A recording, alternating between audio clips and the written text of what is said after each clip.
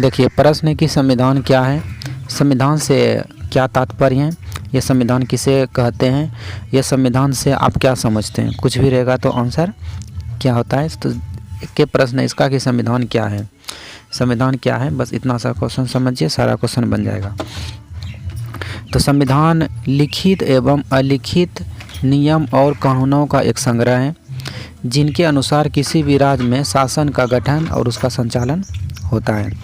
यानी संविधान जो है वह एक लिखित और अलिखित, यानी कि संविधान लिखित भी हो सकता है और अलिखित भी हो सकता है।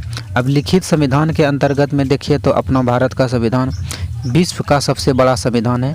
लिखित में से भारत का संविधान दुनिया में से सबसे बड़ा संविधान है लिखित में।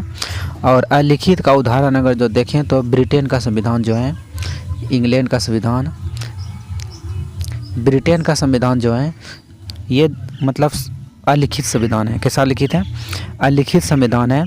तो लिखित संविधान में भारत का है सबसे बड़ा और अलिखित में ब्रिटेन का संविधान है। तो संविधान लिखित भी हो सकता है और अलिखित भी हो सकता है, मतलब लिखा हुआ नहीं भी रह सकता है। लेकिन जौन देश का संविधान लिखा हुआ नहीं रहेगा तो वहाँ पे जो नियम है और कानून है उसके अनुसार, यानी पूर्वजों का जो नियम और कानून होगा उसके अनुसार कोई दस्तावेज तैयार होगा, उसके अनुसार मतलब राज्य में शासन का गठन होगा, यानी उसके अनुसार देश में शासन चलेगा और उसका संचालन होगा, यानी हमेशा वही कानून को फॉलो किया जाएगा।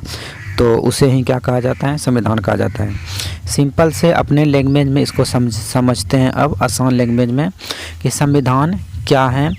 तो किसी भी देश को चलाने के लिए, यानी किसी भी देश को चलाने के लिए, पूर्ण रूप से चलाने के लिए वहाँ पे जो नियम और कानून का संग्रह होता है, या तो वो लिखित के रूप में हो जाए या तो अलिखित के रूप में हो जाए, जिस भी रूप में हो जाए, नियम और कानून के संग्रह होता है, उसे ही हम क्या कहते हैं, संविधान कहते हैं। ये सिंपल लैंग्वेज में है। बस संविधान कुछ नहीं है, संविधान एक कानून का दस्तावेज है और कानून का दस्तावेज है वह लिखित भी हो सकता है या अलिखित भी हो सकता है। जिसको मतलब राज्य को चलाने के लिए आवश्यकता पड़ती है उसे क्या कहते हैं, संविधान कहते हैं।